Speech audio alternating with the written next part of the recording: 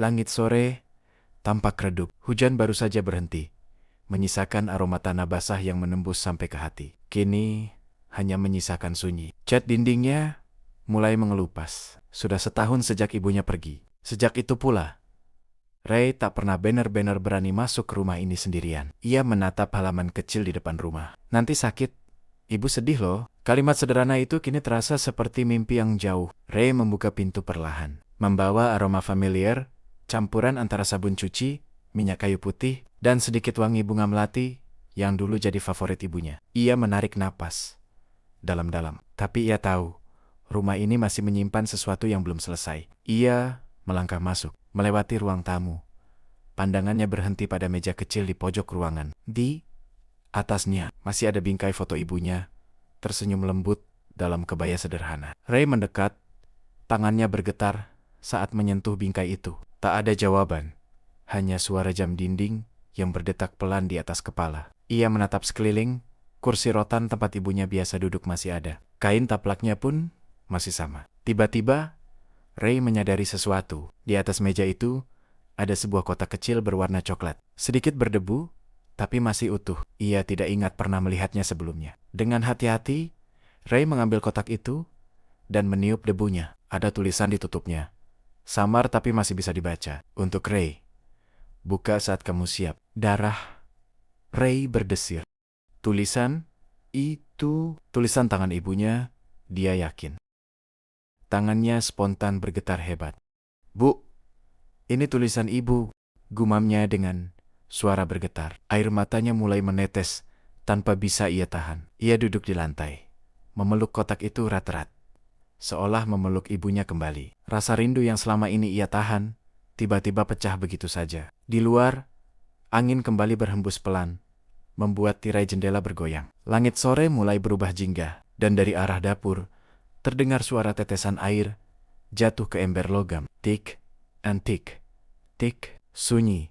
Tapi sunyi yang berbicara banyak. Ray menatap kotak itu lama sekali. Ia belum berani membukanya. Baginya, mungkin di dalam sana ada sesuatu yang bisa mengubah segalanya, atau malah membuat luka lama terbuka lagi. Namun jauh di dalam hatinya, ia tahu, cepat atau lambat, ia harus membacanya. Langit sudah gelap ketika Ray akhirnya duduk di ruang tamu, memegang kotak coklat itu di pangkuannya. Hujan kembali turun. Kali ini lebih deras dari sebelumnya. Suara air di atap seperti irama yang mengiringi detak jantungnya yang tak menentu. Ray menatap tulisan itu lagi. Untuk Ray.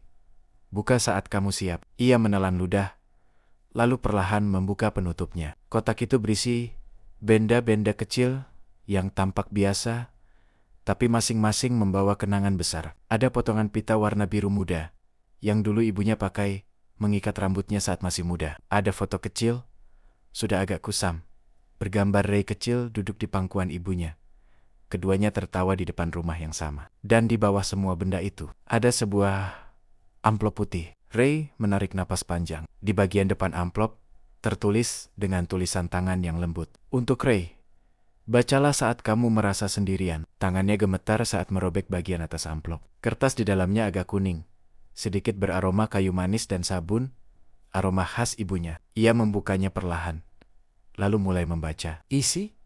Surat. Anakku, saat kamu membaca ini, mungkin ibu sudah tidak ada di dunia ini lagi. Tapi jangan sedih. Nah, karena ibu menulis surat ini bukan untuk membuatmu menangis, melainkan agar kamu tahu, ibu selalu bersamamu, meski kamu tidak bisa melihat ibu lagi. Ibu tahu, kamu anak yang kuat. Sejak kecil kamu tidak pernah minta banyak, hanya tersenyum setiap kali ibu bilang, kita harus hemat hari ini. Kamu tumbuh jadi anak yang penyayang, walau kadang diam dan keras kepala. Ingat waktu kamu jatuh dari sepeda, dan ibu bilang, jangan takut mencoba lagi. Ibu lihat kamu sekarang, Ray. Kamu masih bisa jatuh, tapi jangan berhenti mencoba. Dunia ini keras, nak. Tapi selama kamu masih punya hati yang baik, ibu yakin kamu tidak akan pernah benar-benar tersesat. Kalau suatu hari kamu merasa sendirian, buka jendela, lihat langit malam. Di situ ibu ada, tidak jauh, hanya di tempat yang tidak bisa kamu jangkau dengan tangan, tapi bisa kamu rasakan dengan doa. Jangan lupa makan tepat waktu, jangan lupa tertawa, dan jangan lupa memaafkan dirimu sendiri. Ibu mencintaimu, Ray. Selalu. Ray menurunkan surat itu perlahan. Air matanya sudah membasahi pipi. Ia mencoba tersenyum, tapi suaranya bergetar saat berbisik. Bu, kenapa rasanya baru sekarang? Aku benar-benar dengar suara ibu lagi. Ia menatap sekeliling. Rumah itu kini terasa berbeda. Hangat. Walau sunyi, setiap sudut seakan memantulkan kembali kenangan kecil, tawa, nasihat, dan pelukan yang dulu begitu akrab. Ray melipat surat itu hati-hati dan memeluknya di dada. Untuk pertama kalinya dalam waktu yang lama, ia merasa tenang. Namun di bawah surat itu, ternyata masih ada satu kertas kecil lain, hampir tak terlihat karena terselip di dasar kotak. Kertas itu tampak lebih baru. Ray menjerniat, membuka lipatannya. Tulisan di situ singkat, tapi mengejutkan. Kalau kamu menemukan ini, pergilah ke kamar ibu. Lihat di bawah bantal. Ray, ia menatap tulisan itu lama.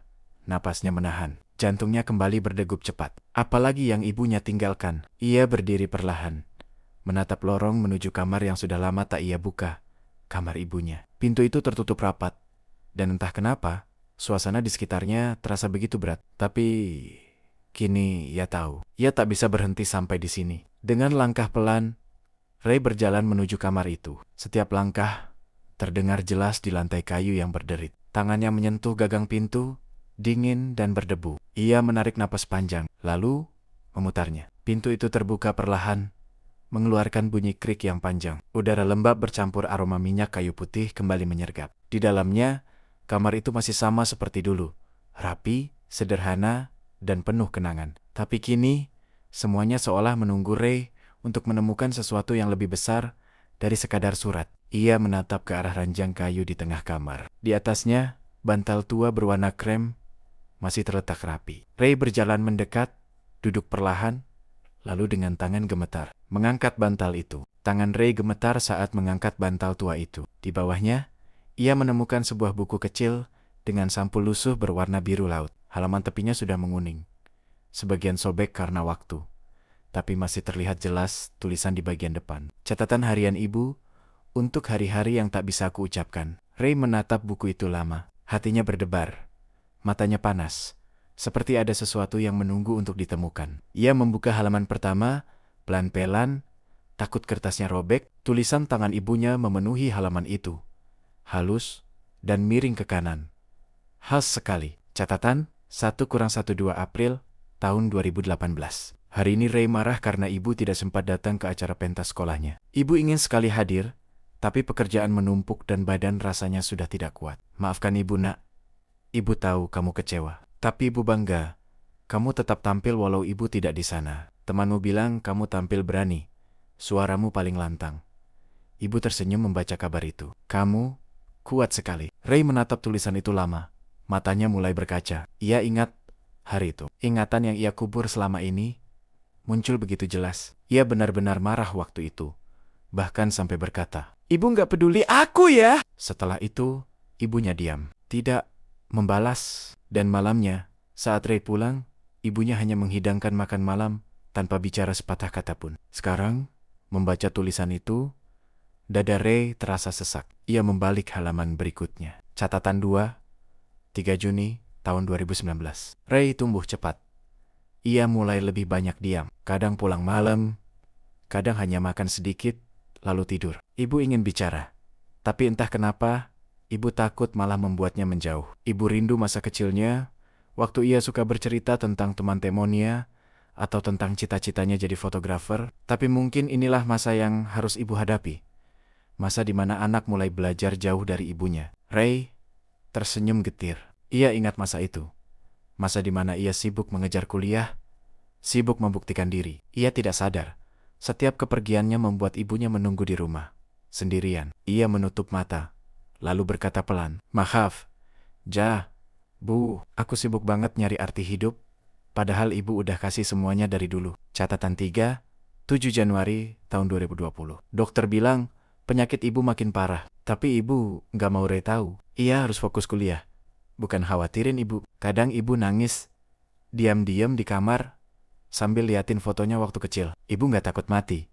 Yang ibu takut cuma satu, kalau Ray nanti sendirian, tanpa semangat untuk hidup. Semoga saat ibu pergi nanti, ia sudah cukup kuat untuk bertahan. Kalimat terakhir itu menampar hati Ray seperti badai. Tangannya menggenggam keras buku itu, sampai kertasnya nyaris sobek. Matanya sudah buram oleh air mata. Kenapa ibu nggak bilang apa-apa? Kenapa ibu selalu berjuang sendirian? Ia menutup wajahnya, bahunya bergetar. Tangisnya pecah tanpa suara. Di tengah isak itu, ia merasa ada hawa hangat menyentuh bahunya, entah dari mana. Angin dari jendela kamar berhembus pelan, membuat tirai bergerak lembut, seolah seseorang baru saja lewat. Ray menatap ke arah jendela. Di sana, hujan sudah berhenti. Langit malam mulai muncul, dan satu bintang terang berkelip di antara awan. Ia membuka halaman berikutnya. Tapi kali ini, halaman itu kosong. Hanya ada sebaris kalimat di tengah-tengahnya, ditulis dengan tinta yang sudah pudar. Untuk pesan terakhir, Ibu,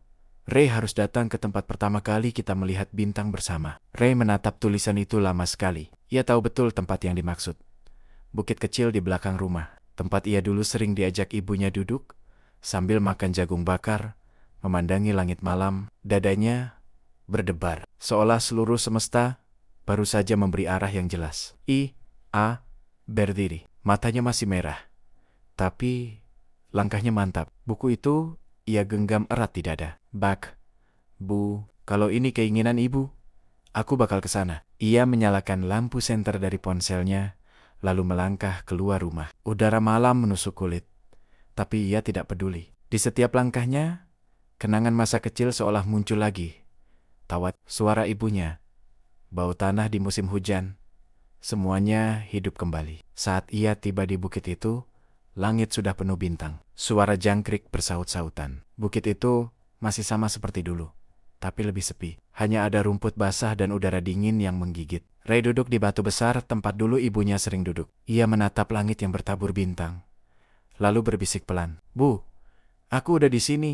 Sekarang, tunjukin apa yang ibu mau aku tahu. Tiba-tiba, sesuatu di bawah batu itu menarik perhatiannya. Ada sedikit tanah yang tampak tergali. Ia menunduk, menyorotkan lampu ke sana. Sebuah benda kecil, tampak terbungkus plastik bening. Ia menggali perlahan dengan tangannya, dingin, tapi hatinya hangat karena rasa penasaran. Setelah beberapa menit, ia berhasil mengangkatnya. Ternyata itu kotak logam kecil, berkarat di beberapa bagian. Di atasnya tertulis huruf yang sudah samar. Untuk Ray. Terakhir kali. Jantung Ray berdegup keras. Ia menatap kotak itu lama, lalu menarik napas dalam-dalam. Tangan kirinya memegang erat buku harian ibunya. Tangan kanannya mulai membuka penutup kotak logam itu. Perlahan, penuh rasa takut dan rindu yang bercampur jadi satu. Dan saat penutup itu terbuka, udara malam terasa berhenti sesaat. Di dalamnya, bukan hanya benda, tapi sesuatu yang akan mengubah cara Ray memandang hidup dan kematian selamanya. Ray menatap kotak logam kecil itu dalam diam. Udara malam terasa begitu dingin, tapi tangannya berkeringat. Ia membuka perlahan penutupnya, dan suara logam berdecit lembut, seolah menandai dibukanya sebuah rahasia yang lama dikunci. Di dalamnya, ada beberapa benda. Yang pertama, kalung kecil dengan liontin berbentuk hati, terbuat dari perak yang sudah agak kusam. Di balik liontin itu, tertulis nama Ray. Ray menatapnya lama, lalu menggenggamnya erat. Itu kalung yang dulu sering dipakai ibunya waktu ia kecil. Ia ingat, setiap kali ia sakit, ibunya selalu melepas kalung itu dan mengalungkannya ke leher Ray, sambil berkata, kalung ini jagain kamu, biar ibu nggak jauh. Tangannya gemetar saat ia menyentuhnya kembali. Air matanya jatuh tanpa suara. Di bawah kalung itu ada sebuah amplop kecil lagi, tapi berbeda dari sebelumnya. Warna kertasnya kekuningan. Namun di bagian belakangnya tertempel foto kecil, foto Ray waktu kecil, tertawa lepas di pangkuan ibunya. Ray membuka amplop itu dengan hati-hati. Di dalamnya ada selembar kertas. Tapi kali ini bukan surat panjang seperti sebelumnya. Tulisan tangan ibunya hanya beberapa baris. Nak, kalau kamu sampai menemukan ini, berarti kamu sudah cukup kuat untuk melepaskan ibu. Tapi sebelum itu, ibu ingin kamu tahu sesuatu yang belum pernah ibu ceritakan. Ibu dulu sempat hampir menyerah. Saat kamu masih kecil, hidup kita berat sekali. Ibu sempat berpikir, mungkin lebih baik kalau ibu pergi dayam-dayam, supaya kamu diasuh keluarga yang lebih mampu. Tapi malam itu, kamu tiba-tiba datang ke kamar dan memeluk ibu sambil bilang, Bu, jangan pergi ya, aku janji. Nanti aku kerja, biar ibu nggak capek lagi. Dari malam itu, ibu tahu, alasan ibu untuk hidup cuma satu. Kamu. Sekarang, ibu ingin kamu juga punya alasan untuk hidup. Bukan ibu, bukan masa lalu, tapi dirimu sendiri. Hiduplah bahagia, Ray.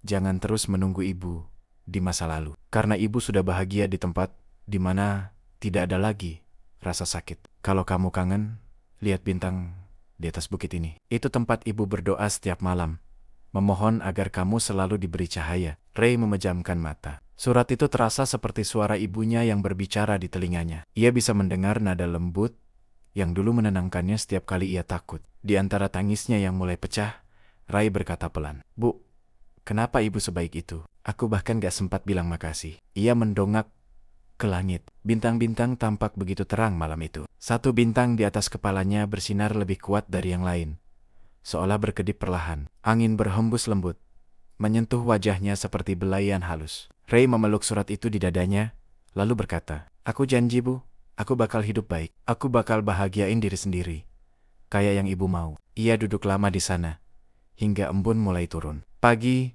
hampir datang, dan untuk pertama kalinya sejak ibunya pergi, Ray tersenyum tulus. Sebelum beranjak pulang, ia menggali sedikit tanah di bawah pohon tempat mereka dulu duduk, dan meletakkan kalung itu di sana. "Sekarang ini buat ibu, biar ibu nggak capek jagain aku terus." Ia menutup tanah itu pelan, menatap bintang sekali lagi, lalu berdiri. Di antara dinginnya pagi, ada kehangatan yang sulit dijelaskan. Bukan dari udara, tapi dari sesuatu yang terasa di hati.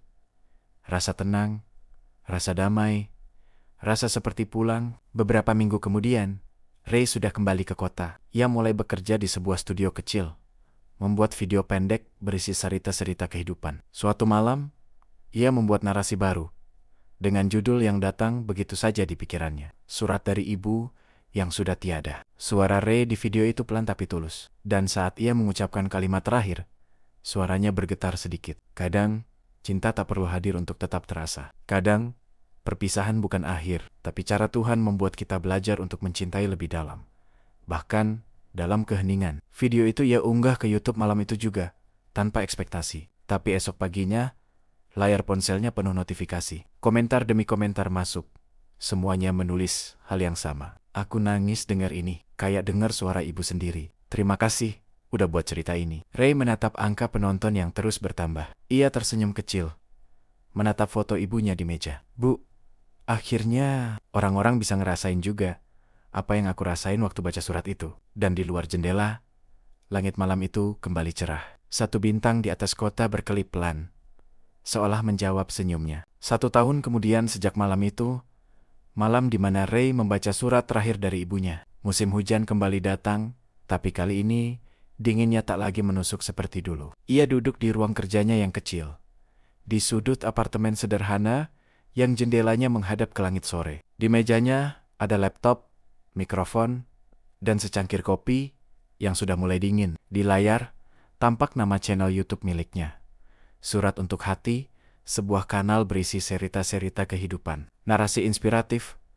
dan kisah nyata yang menyentuh jiwa. Jumlah subscribernya kini sudah ratusan ribu, dan video yang membuatnya dikenal banyak orang masih tetap yang sama. Surat dari ibu yang sudah tiada. Ray menatap statistik itu sebentar, lalu tersenyum tipis. Ia tahu, bukan angka yang membuatnya bahagia, tapi arti di baliknya. Setiap komentar yang datang seperti benih kecil, kisah dari orang-orang yang juga pernah kehilangan, yang juga pernah hancur, tapi ingin bangkit lagi. "Bang, makasih ya, aku nonton videomu pas aku lagi kangen ibu. Aku nangis, tapi jadi semangat hidup lagi. Cerita ini nyentuh banget, kayak ibu masih ada di hati." Ray membaca setiap kata dengan mata yang basah, tapi bahagia. Ia sadar, kisahnya dan ibunya ternyata menumbuhkan harapan untuk banyak orang. Malam itu, setelah semua pekerjaan selesai, Ray keluar ke balkon. Udara lembab, tapi langit begitu cerah. Ia menatap ke arah langit di mana bintang yang sama dulu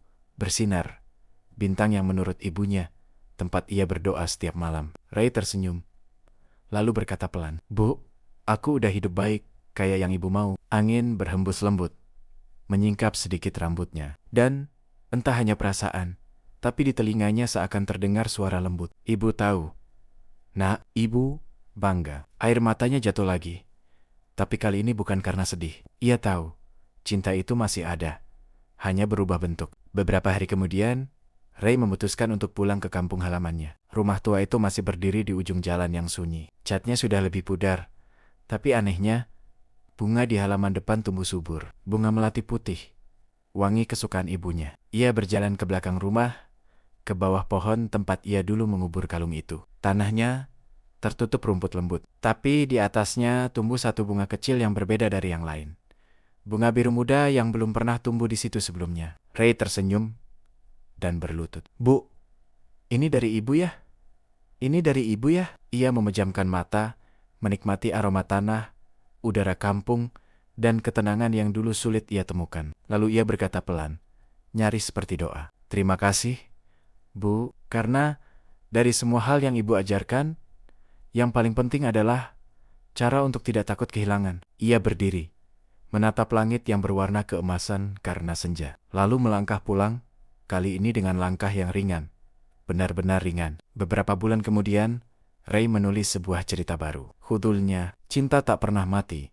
Ia hanya berubah menjadi cahaya. Dan di akhir narasinya, ia menulis satu kalimat yang membuat jutaan orang menangis saat mendengarnya. "Kalau suatu hari kamu merasa sendirian, lihatlah ke langit. Mungkin di sana ada seseorang yang dulu pernah kamu sayang, yang masih tersenyum sambil bilang, 'Aku di sini, Nak. Aku nggak pernah benar-benar pergi.'" Ending musik lembut mulai mengalun. Suara narasi Ray mereda, lalu layar gelap dengan tulisan terakhir muncul perlahan. "Untuk semua yang pernah kehilangan, semoga kamu tahu, cinta tidak hilang. Ia hanya berpindah tempat." Dan itulah kisah tentang surat dari ibu yang sudah tiada. Sebuah pengingat bahwa cinta seorang ibu nggak akan pernah benar-benar pergi. Terima kasih sudah mendengarkan sampai akhir. Kalau cerita ini menyentuh hatimu, bantu aku sebarkan pesan kebaikan ini dengan cara klik tombol like, subscribe, dan nyalakan lonceng notifikasinya, supaya kamu nggak ketinggalan kisah inspiratif berikutnya. Sampai jumpa di video selanjutnya.